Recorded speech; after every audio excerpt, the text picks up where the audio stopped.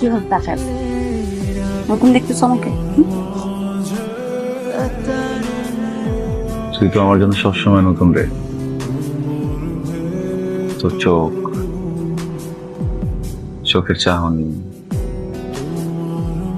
ওই মুখ, মুখের সব কথা, সবকিছু কেন যেন সবসময় আমার নতুন লাগে। কেন লাগে বলতো?